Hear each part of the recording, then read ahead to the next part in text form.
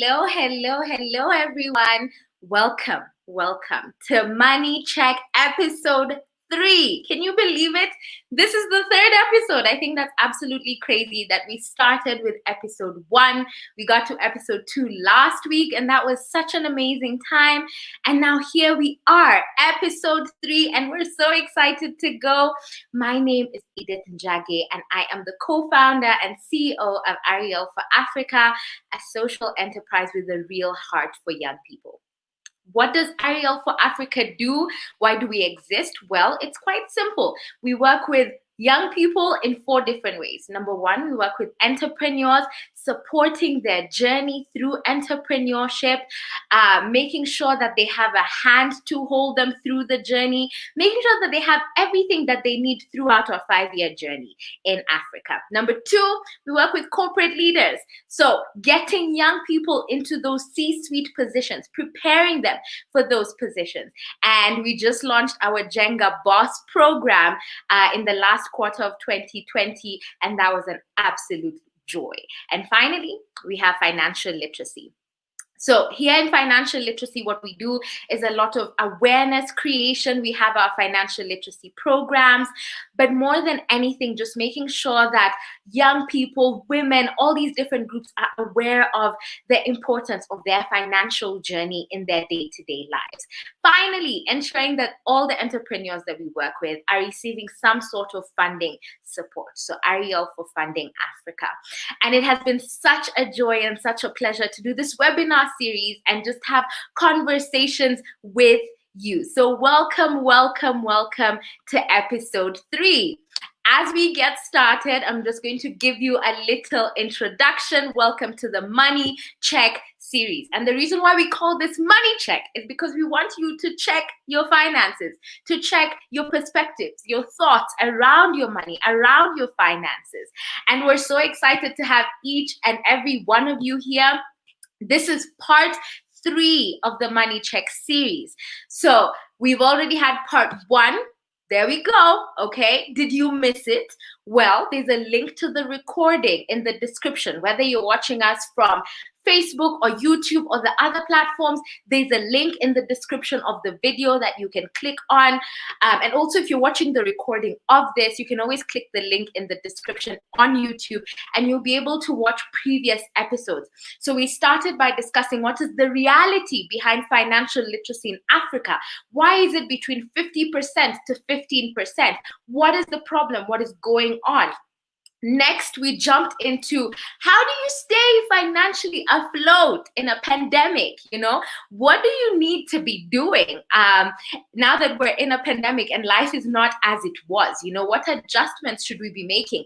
And that was last week, and we had an amazing time with Urvi, with Caroline, and with Anele. And now, here we are, right? We're talking empower her finances. So I came with the pink, I came to win, I came for the ladies, and this is all financial literacy for women. So we have amazing panelists today.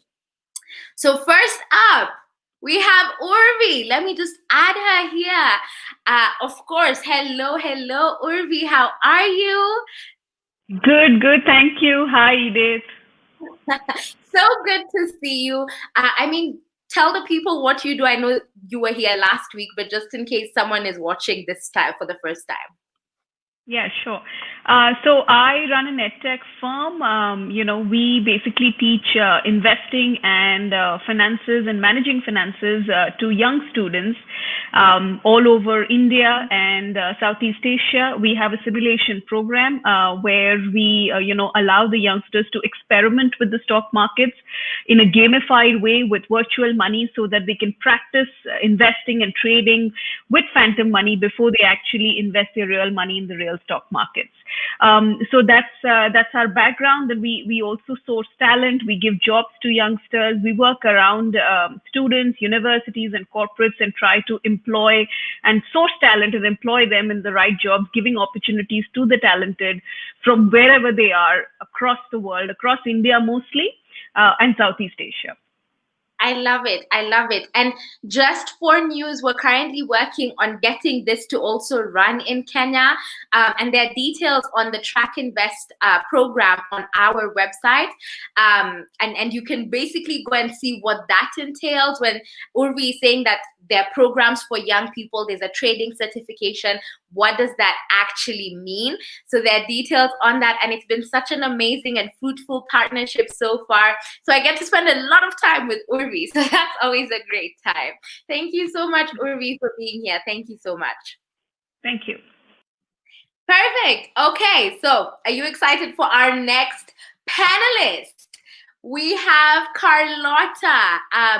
And Carlotta is basically the founder of My Meaningful Money. So Carlotta is pretty amazing. She's also a corporate banker, so she's quite a busy bee. But Carlotta, tell us all about yourself and what you do.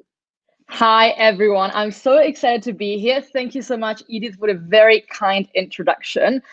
Indeed, I'm a busy bee. I wear many hats, but the main two hats that I wear are firstly my job in corporate banking, where I basically finance projects in the infrastructure and renewable energy sector. But people always think that, because I work in finance, or people who work in finance in general know all about how to manage their own money. And I realized that actually, unfortunately, that is really not the case. And I had the same challenge.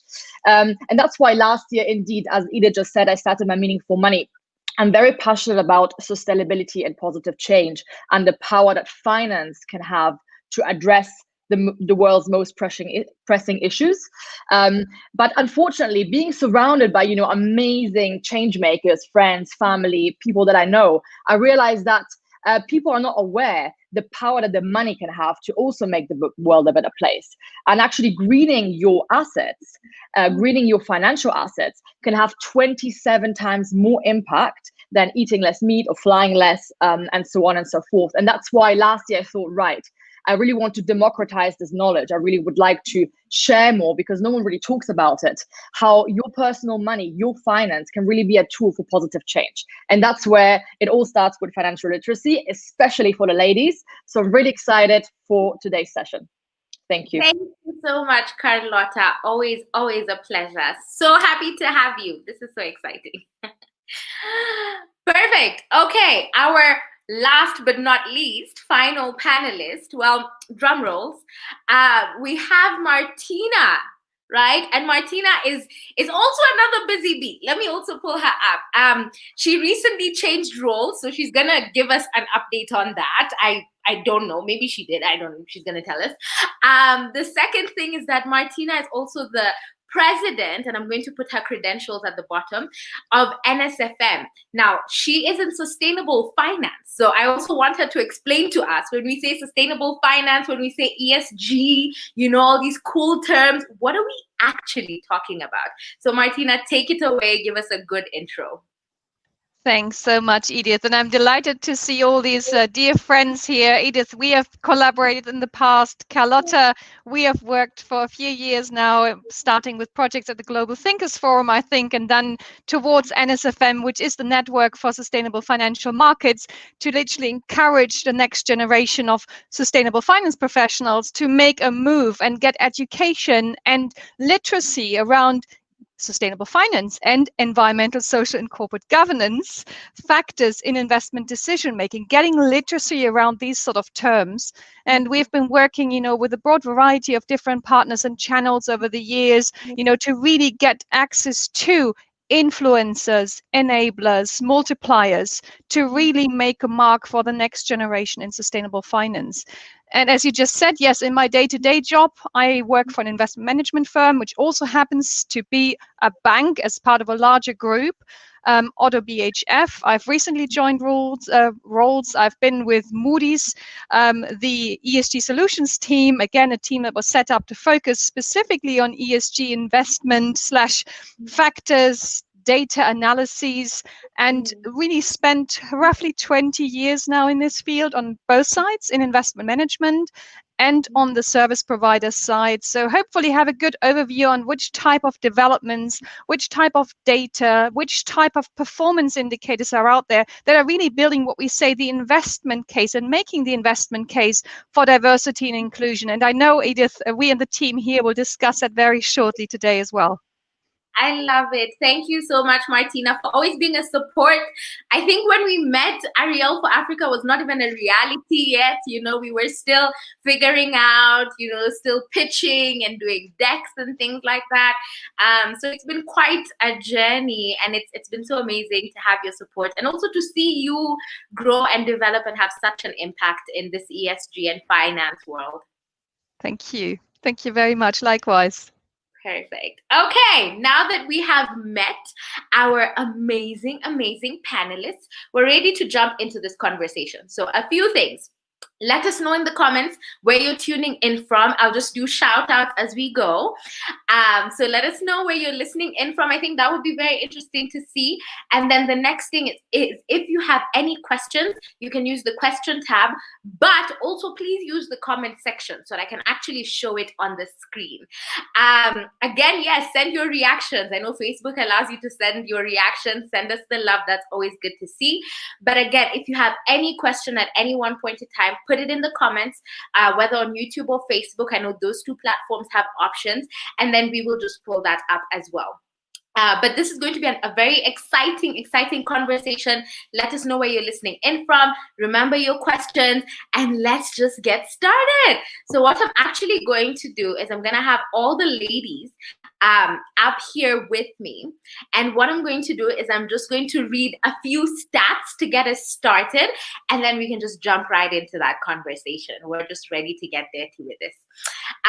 So first of all, ladies, basically, in this new world, we're having women feeling empowered. There are more female CEOs in the Fortune 500s. Women are running for office. There was a female VP in the US for the first time. We have women pursuing entrepreneurship. Like me, women are earning more bachelor degrees than men. I think that is absolutely crazy. You have more working mothers that are not just the primary, but then sometimes are also the sole earners in the household, and on and on. So we basically have women taking charge in the workplace. But at the same time, we're seeing that women are struggling with their progress for financial literacy. So getting more into the numbers, average male life expectancy is 76, right, years old. But for women, it's 81. So things like retirement planning should be more important for women because they're going to be around a bit longer. Healthcare is another one, right? So most Alzheimer's issues and etc. It's females that are mostly impacted or affected, and basically there's a rise in healthcare costs. There's higher rates of inflation. So women need to be planning not just for retirement, but then also for their health as well. And projections even go ahead to say that women will inherit 70% of future wealth in the next 2 generations. However, on average, a woman today earns 80 cents to every dollar that a man earns. So about $9,000 less annually. And over a lifetime, this becomes about $500,000, basically. And they end up spending about 12 fewer years in the workplace. So what am I saying? Women need to get to a place where we are getting less, but we're making it mean more, right? So let's jump into the questions. And I think I'm just going to start with each of you. Why is it important to invest in women? I think, Martina, you can just start us off here. Why is it really important to start investing in women? Sure, with pleasure, Edith. Maybe making 3 points. I mean, up and foremost, it's important to foster and accelerate economic growth. And we're seeing that especially now in the COVID-19 context, where women, and there are statistics out there, taking the additional burden of remote working, remote schooling, and ultimately looking after their families. Very often, again, there's a conundrum. Are they the only and sole and primary owners / workers in that household? And or do they have to give up or at least give in when and where, family life and professional careers collide? And according to United Nations Girls Education Initiative, when an educated woman's income increases, she will invest 90% of that income back into her family. So that means there is an upside with this, but now, of course, the challenge and the downside, what happens if a woman loses her job and income decreases, which is quite a very, very plausible scenario and is happening all around us in the COVID-19 context. And so ultimately, when you educate a woman, can you expect economic growth, and how does that look really in figures? Maybe a study here from McKinsey a few years ago, they estimated that women in the workforce could add something like 12 trillion of GDP by 2025 through this type of gender parity that we need to see in a best case growth scenario, as they say. And that brings me to the next point. It's also important to invest in women to actually improve social outcomes. So, and again, here another statistics from the United Nations Population Fund. 1 in every 3 girls is married before reaching the age of 18 in developing countries. So by providing alternatives to early marriage, like secondary education or an entry into the workforce, girls and women are freer to make their own financial and reproductive decisions, right? And that means that they will have a better long-term expectancy where, as we said, growth as well as opportunities concerned. And that brings me to my last and third point here quickly, to make societies more democratic. And I think that's something that Carlotta highlighted as well in her introduction. And when we look at the world in the current context, when we look at the political, the geopolitical, and the demographic challenges that we are all constantly exposed to, we see that this is actually more important than ever, and women continue to experience significant gaps in terms of participation in private and public decision making, and that includes financial decision making. And according to USAID, countries where women comprise 30% or more of the elected government tend to be more egalitarian, inclusive, democratic than those who fall under that sort of threshold and far beyond. So again, we have heard from examples such as New Zealand. We are seeing political leadership also in managing crises very well when and where we look at Europe. And I think this is actually proving the points here that we need to see that female participation at all levels. And that means providing greater access to education and financial opportunity, and healthcare will enable all women to have greater opportunities in leadership positions in their local communities, in corporations, in government at large. I love it. Thank you so much for that. And I think it's such a packed answer in the sense that all of the points have been hit from all directions on why it's important to invest in women. So Carlotta, this is a bit more personal for you because you're investing in women yourself with My Meaningful Money. Very true, indeed. Exactly for all the reasons that Martina just mentioned and that you mentioned in your statistics earlier. And there are so many reasons, to answer the question, why should we invest in women? One thing I would just like to add at this point is to kind of ask another question. Shouldn't women also realize the power that they can have? The power, we ladies have huge power with our money. We can really, change our lives completely. We can be more independent, all these things. It starts with, small steps, but it also gives us independence. It gives us control over our lives. It means that we can get out even, let's say, abusive relationships if we need to. It means we can be the owners of our own lives and not be dependent on someone else. Unfortunately, the world of finance has been kind of created and built by men for men. So often it's very intimidating. It's not very, attractive for women to get involved into this world, which is often, unfortunately, driven by testosterone. But we have come a long way in terms of gender parity and gender equity, but unfortunately there is still a long way to go, and that's, I guess, why also we're here today. But also in general, the access to financing for women is not balanced. So, for example, I think that many of the ladies or the ladies and gentlemen joining us here today are also, in business and have their own company or are preparing to be C-suite executives. And the problem with also entrepreneurship and female entrepreneurs is that it's actually, according to the International Finance Corporation, $1.5 trillion in gaps in terms of accessing financing, which means that women-led businesses, and Ubi probably knows more about this than me, being, the founder of her own company.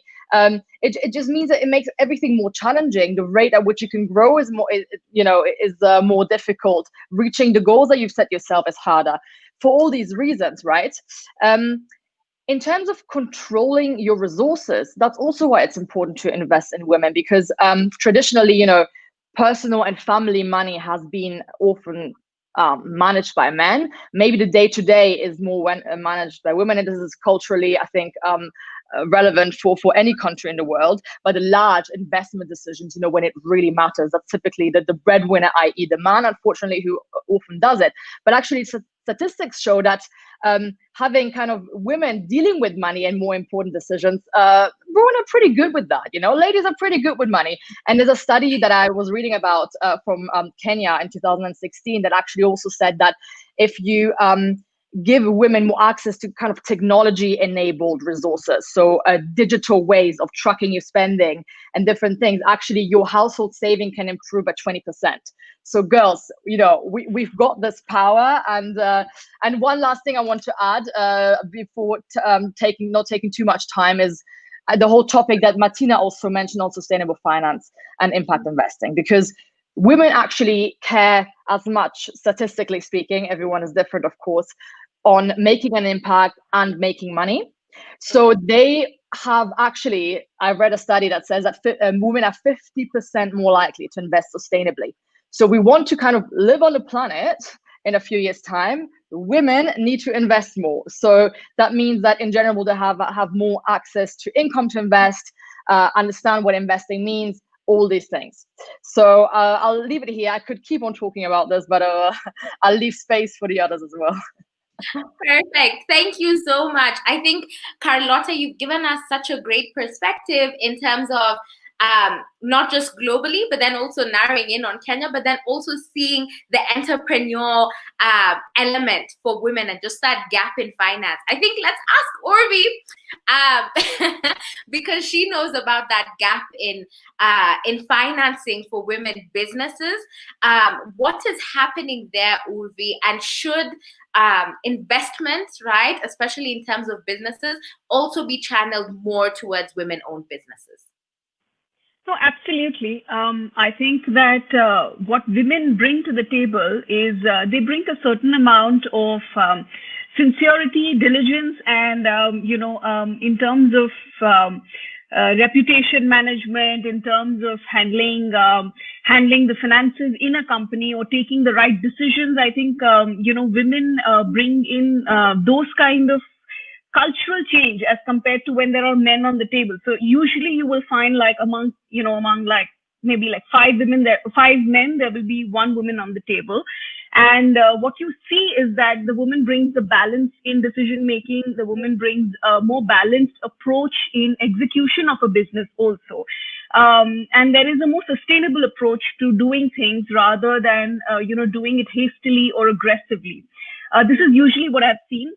The second thing I've usually seen is that, early on in my career, I did a project where we had to, teach investing or I was working with a securities firm, and we had to get our customers to invest in stock markets. So there was a team that we set up, and we did a study within 3 months of giving advice to both sets of men and women. And we found that the women were more, likely to follow investment advice sincerely and diligently over a period of time. And we noted a pattern that their investments increased properly and like profitably over time as compared to the men of their target segment who would take rational decisions or who are more likely to go against the investment advice because they feel more confident or more self-assured in taking their own decisions, and they're usually more rash. So they're getting into a stock fast, so they're getting out of a stock investment faster, whereas women tend to follow that advice to the T. They just lack direction wherever. So this was done in India, and in India, they lack direction in terms of managing money. So these women were given some money by their husbands, by their fathers, brothers, whoever, and then they were able to increase their portfolio in such a way that they were given much more access to money, within a 3 to 5 month period. So this is a live example that I have come through, and I have done this on my clientele. So it's just a characteristic of women that they are more, I guess they are more like, they are not that aggressive, and that helps them to grow their money sustainably over a period of time. If you look at, using that trait in investing, because investing is all about, sustained investments over a period of time, sustained growth of wealth over a period of time. And, it's not very rash, and men tend to be very rash with, all of their investments. So this is what we have seen. So I love this. And then now just narrowing in on the second question that we had for you, which was, have you, especially coming from a developing market, have you noticed differences between financially literate women and women who don't have such good financial literacy background? Have you noticed any difference in how they live their lives? No, absolutely. If you look at financially literate women, they are more self-confident. They are more self-assured. And women generally, just because the way the society is built, the way our ecosystem is, the way our world is built, it's more the men taking decisions because, that's the way the world has been built over from the caveman time. Men used to go and hunt, and women used to be the nursing, caretakers. But what has unfortunately happened since then is that money has been equated to success. So the the hunters, sort of the people who get the kill home, they are given more power in the world that we live in. And the caretakers have been given less power, although both are equally important jobs. So I'm not saying that women should go into the workspace. Women should be able to do whatever they want to do, right? If they want to be a homemaker, they should be able to be a homemaker. But being that confidently and respectfully, in a way that, they are living the life that they want, and they're not being, in control of somebody else, like whoever the other members of the family. For that, if you are able to manage your own money and you are aware of the money matters, you can have a conversation with whoever comes in front of you. And because that's important in this world, it's important to know money, because money is equated to success. So having that conversation in this world gives them much more self-confidence, much more self-assurance, and then they can decide to live independently, as as was mentioned earlier already, that they can take their own decisions. They can choose to postpone childbirth or have it early. It's their choice, but they can live by their choices, and their choices are not made for them by somebody around them. Thank you so much for that, Urvi. I think I absolutely love that. And now, Martina, I just want to know, why does this financial literacy gap, right? Because we've identified there's a gap between financially literate women and men, and a major gap at that. Why does this gap exist? Very good question, Edith. I mean, maybe going back to some of the fundamentals that also Carlotta highlighted a bit earlier. I mean, first of all, women tend to live longer than men, but they have shorter work tenures, they have lower earnings, and ultimately lower levels of pensions or survivors' benefits, just to highlight a few of these conundrums. And these factors, right, put women at a higher risk than men of having financial problems, at least in the longer term, and of approaching retirement age with insufficient savings. And that's what we are seeing. And this is becoming an increasing concern, even here in the UK. We're talking a lot about child poverty. We haven't really focused a lot on age poverty, but this is an increasing problem, and that will be again accelerated by the fact that COVID and the longer term ramifications will create really big socioeconomic and financial problems. And unmarried, particularly divorced women near retirement age, have substantially lower wealth levels than married coupled and unmarried men. And the difference is only partially explained by lower levels of permanent earnings and labor force attachments. But so that means, we're seeing a multitude here of challenges. And ultimately, academic research found that less than 20% of middle-aged college-educated women were able to answer basic compound interest questions related to financials, compared to about 35% of college-educated males of the same age. And these studies are run and have been run multiple age groups. And understanding how and why men and women have different levels of financial literacy now is a big topic. It's crucial to developing policies aimed at reducing, for instance, the gender pay gap and improving the saving and investment decisions related to women. Individuals, and this is another interesting conundrum here, often offered a large number of financial products, right? And financial products are becoming increasingly complex. And that means ultimately that financial choices may require higher levels of financial knowledge. And here again, we come to the education and knowledge gap that we need to address. So ultimately, understanding, first of all, what the challenges are, and then ultimately engaging and involving women in education initiatives from an early age that ultimately then include already maybe at a schooling or then a university level, the basics around financial literacy are becoming prerequisites. And again, I'm deliberately mentioning the roles of teachers and schools here as well, because when I went to school, and that's now 30 years ago, ultimately our knowledge did never touch on the wider aspects of, for instance, what I'm now doing, environmental, social, and corporate governance impacts. We had biology, we had obviously different science-related subjects, but not even once did we then really discuss the impacts of climate change. But it was in the wider domain. And I remember that very clearly because I watched as a child when and where the sea level rises might impact, the sort of the shores and the distance to shores within Germany. I mean, we were estimating that in our lifetime, we would potentially see the sea coming to the shore and the shoreline to be near around Hanover versus near around Hamburg. And that is actually a difference of something like 200 and 300 kilometers. So generally, right, information was out there, but it was not taught at that time in schools. And I think there's the same sort of disconnect now that we are seeing with financial literacy. We know that there are challenges. We know that these products are getting increasingly complex. We know there is a need also to look at sustainable finance solutions. That's, again, my work field and has been for a long while now. But again, only now there's a trickle-down effect through education and advocacy campaigns that the likes of Carlotta, myself, and others are driving this field, that are getting, people that are actually raising awareness and are getting people connected and engaged on the issues. And that in turn, and I just came off a CFA roundtable earlier today, that's finally getting and trickles down into conventional and traditional education and training, for instance, by the CFA Institute and by other organizations who are really making an effort now in increasing that awareness and knowledge. But generally, and again, bringing this back to this topic here, I think women need to be educated, need to be engaged with at a young age, and there needs to be really a sort of a financial literacy syllabus that's part of the ongoing agenda of education. I love it. And I think this is so important and it's so close to our heart as well as Arielle for Africa, because we were working with entrepreneurs.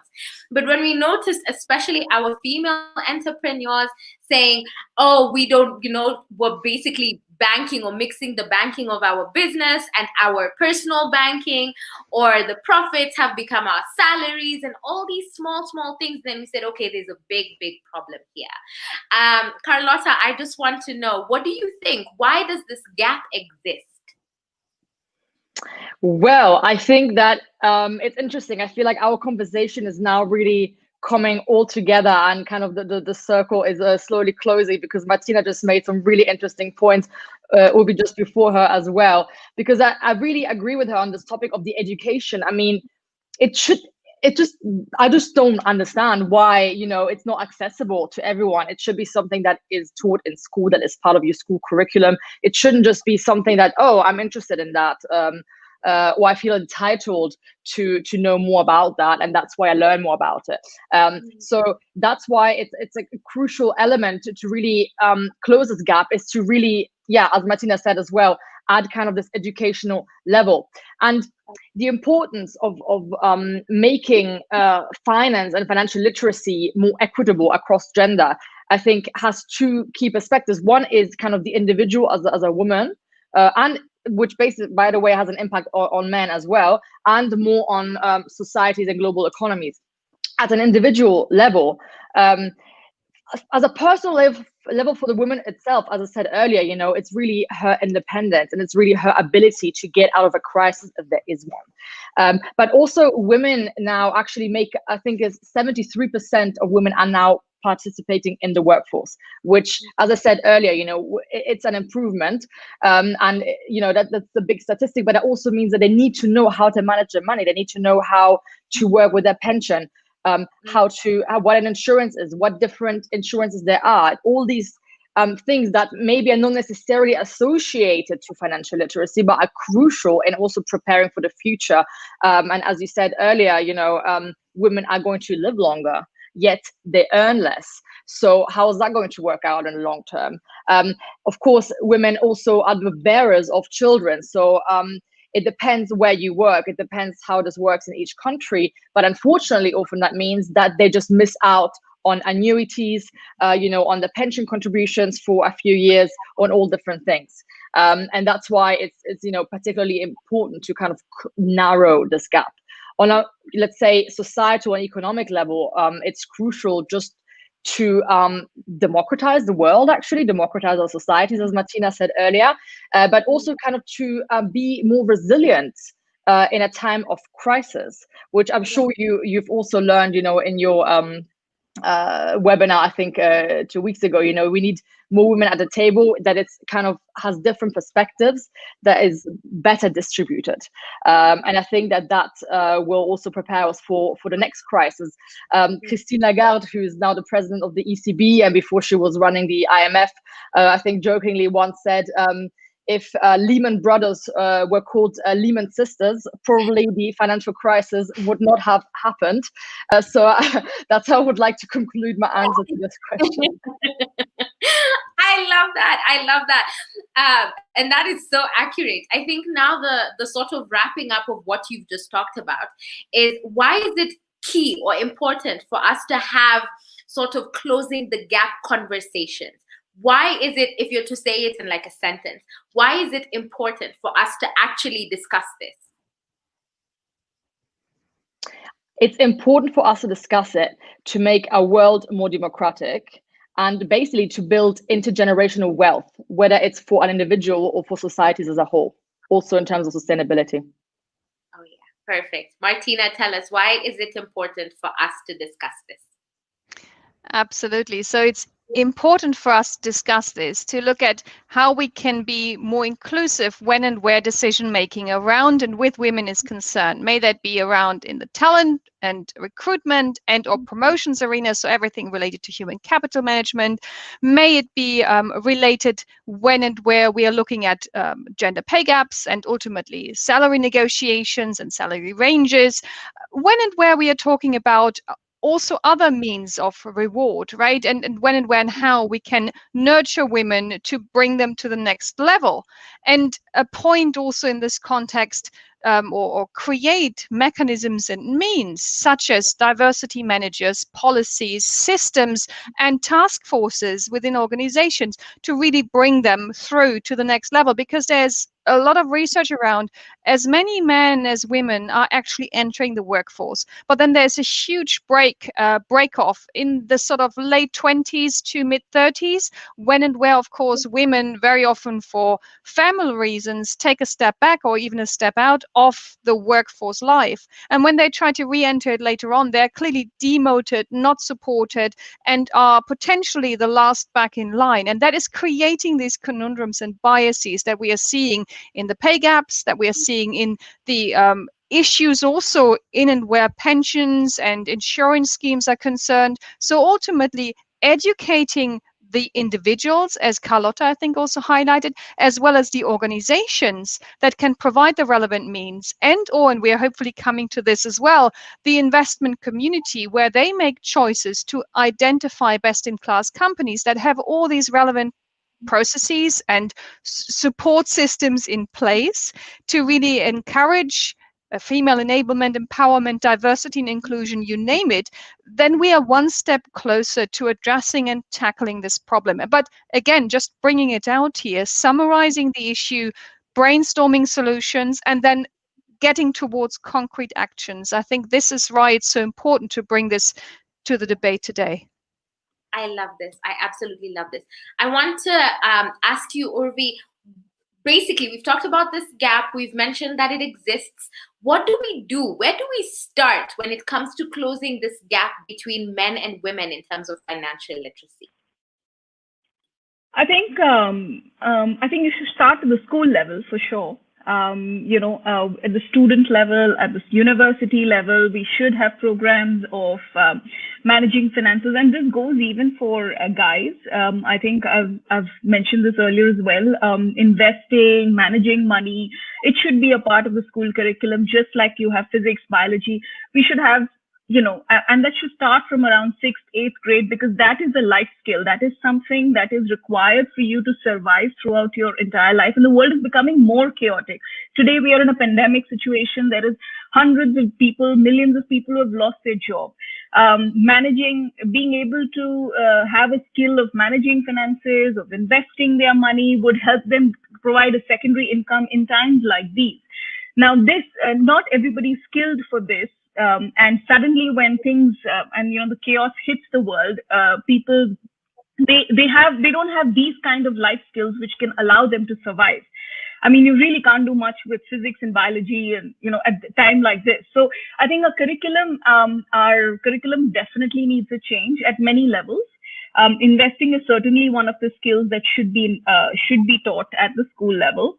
Other than that, I think, it's a cultural change, right? Which is, as women are getting into the workforce, they are teaching the next generation the importance of working, the kids of the next generation, the sons that are the sons of working mothers now are going to be more forthcoming of looking for an independent person as a partner, independent wife, because in developing countries, it's often discouraged. As was mentioned, that it's often discouraged that around the age of 30s, women are leaving the workforce because they have to take care of family. And it's more so the entire burden falls on the woman.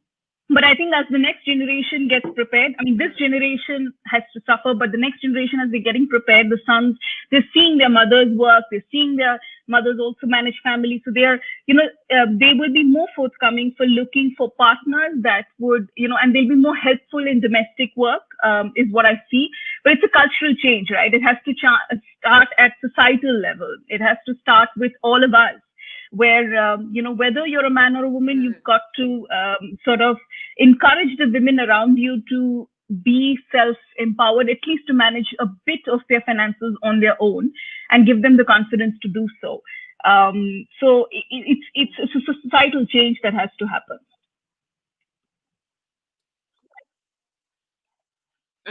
Perfect. I want to hear Martina and Carlotta, what you think. What do we do when it comes to closing this gap? Where do we start? Sure. I think a lot has been said what needs to happen at a societal and individual level, and there's definitely a cultural change that Urvi just highlighted, a cultural shift and change required. And ultimately, I see that as well as a multi-stakeholder agenda. It's one of the examples when and where, right, alongside the so-called United Nations Sustainable Development Goals agenda, multiple parties out of society, out of policy, government, business, finance, or financial decision-making, all have a role to play. And maybe just giving you a few examples here from a business standpoint, and I touched on that just briefly, businesses could and should develop strategies as well as policies and practices as well as reporting mechanisms on diversity and inclusion, for instance, to provide equal opportunities to women, ethnic minorities, regardless of their age, right, and background. And equal distribution of women at all levels and equal pay starts right then and there.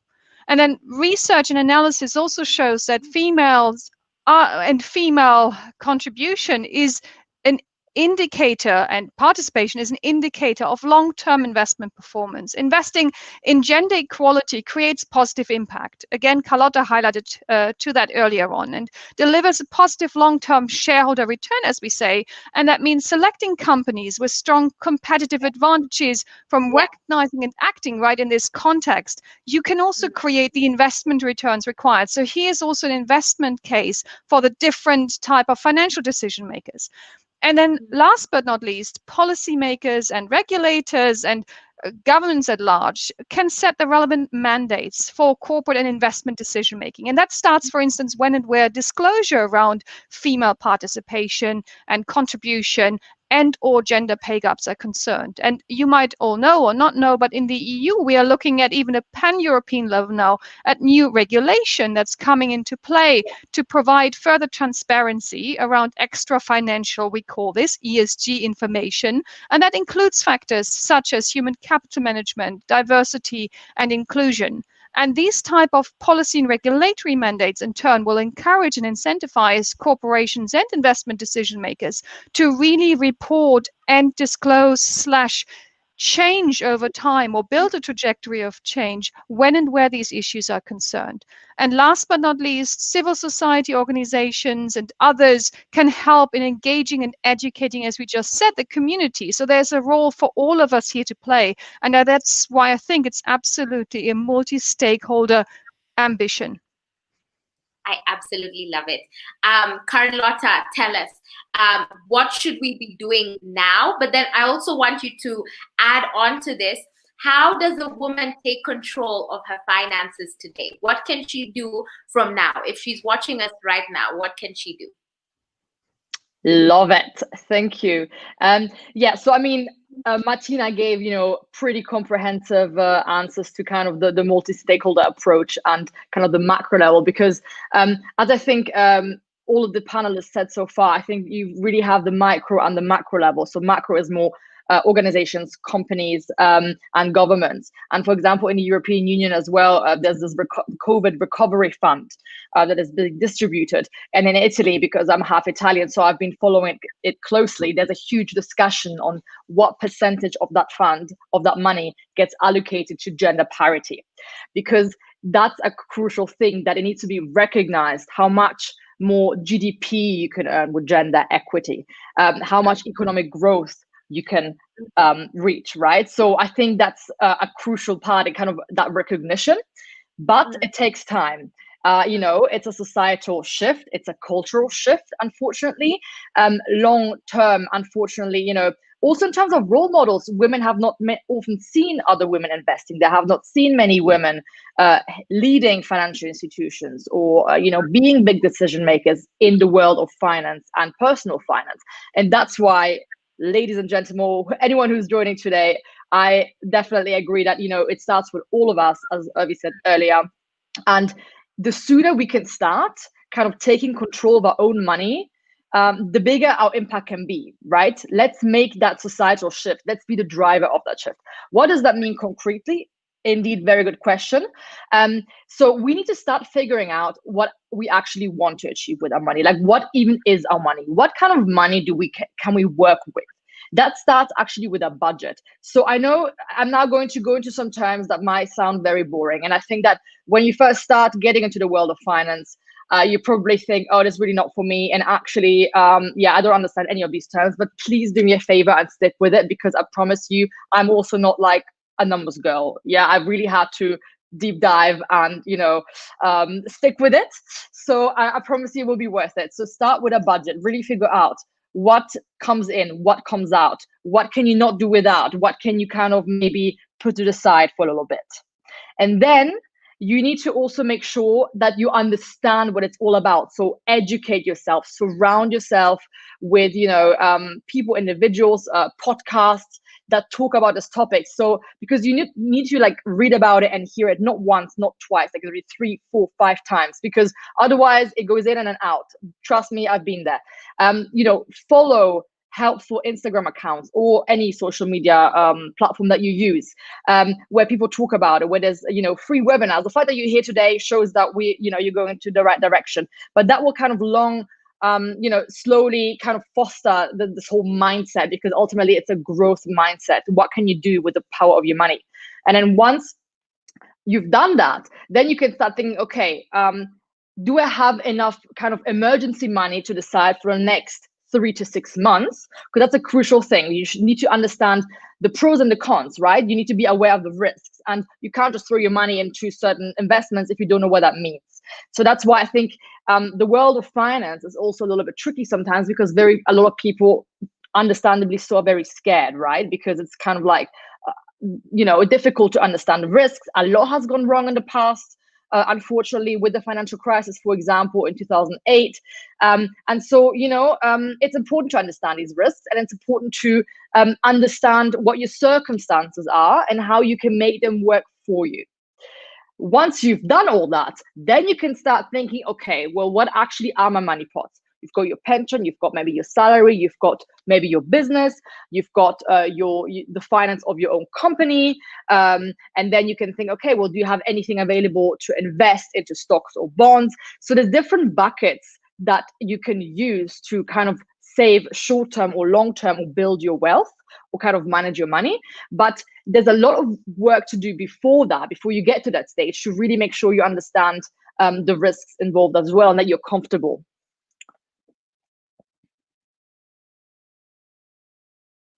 I think you're on mute,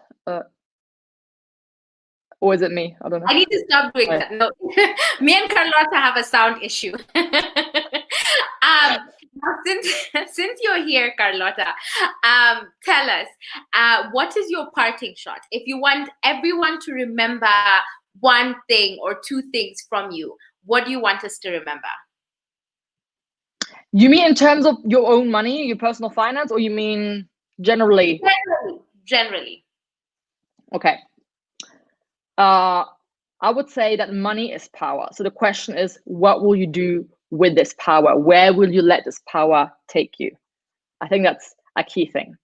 And another key thing is be resilient with this topic. It's not a topic that is obvious, because the financial industry has done very well at kind of keeping it a little bit away from us, and keeping it a little bit hidden. And kind of the more of us access this, the more democratic it will become, the more just our societies will become. So, it's in everyone's interest that we all kind of take control of our money.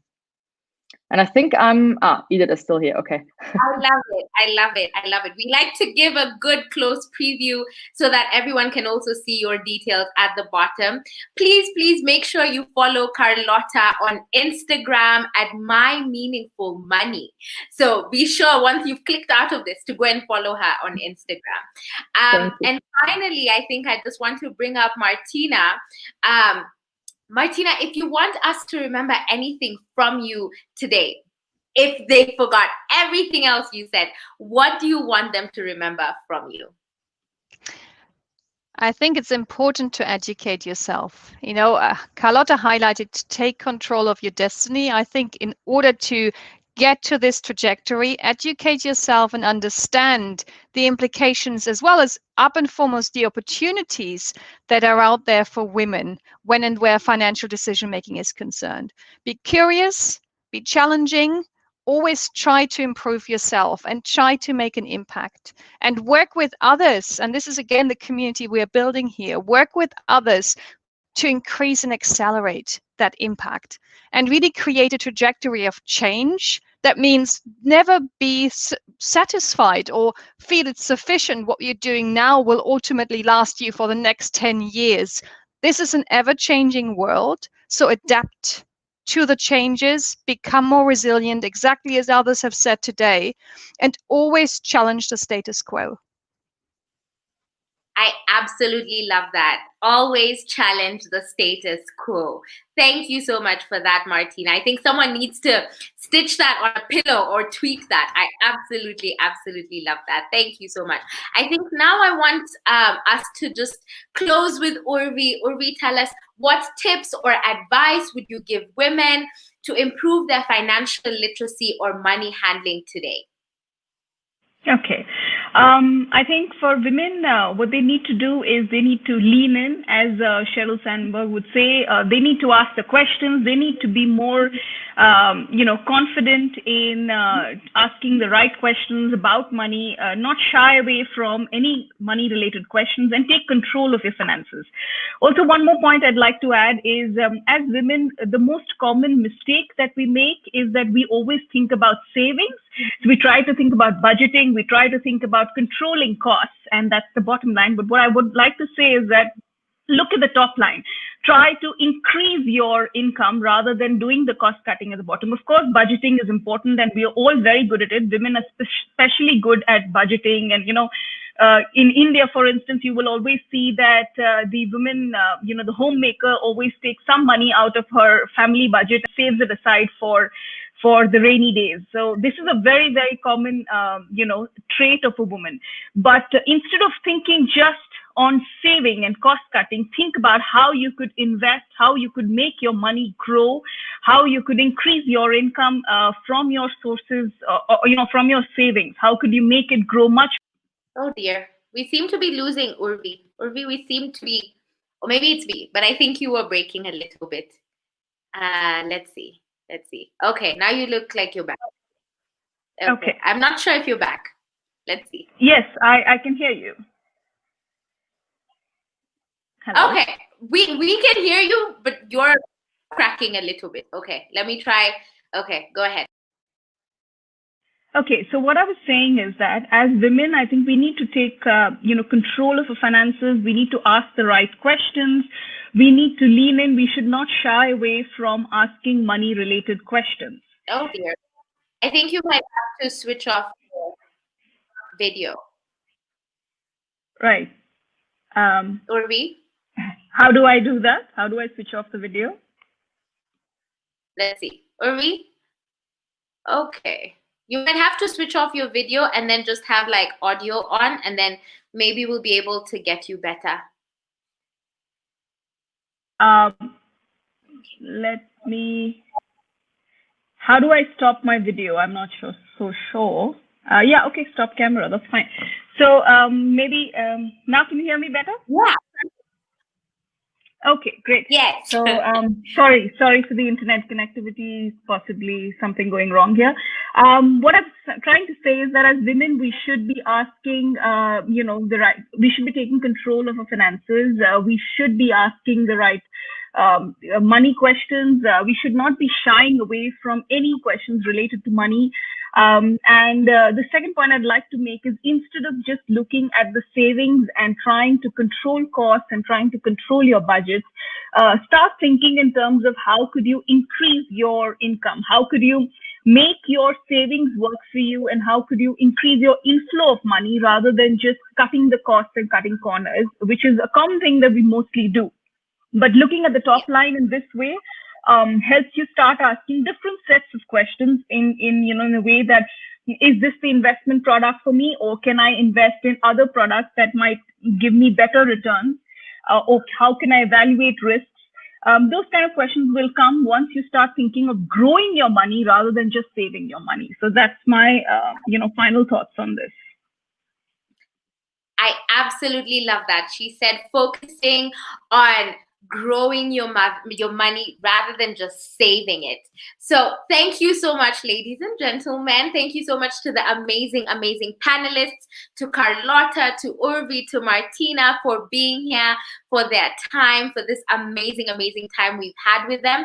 Now, just to close this off, we have our Arielle for Africa Financial Literacy Program, which is actually available at 50% off at the moment. So you can sign up with this, join us on our saving, investing, budgeting, and financial journey, right? And you get a financial advisor to work one-on-one with you. Absolutely amazing. Next thing that we also have to announce is Founders Live applications are now open and live. What does this mean? It means that 5 founders get to pitch in East Africa, so specifically in Kenya, in Uganda, and in Rwanda in 99 seconds, and for prices of up to $30,000. I mean, how crazy is that? And everything is done virtually. So sign up for this. Everything is available in the description, all of the links that I'm talking about to our financial literacy program, but then also to Founders Live. We also have our Arielle Pride Championship that's happening on the 30th of January at 12 noon. This is basically when some of our alumni will be pitching directly to investors to be selected as the Arielle Pride Champion 2021 and have further investment discussions with these investors.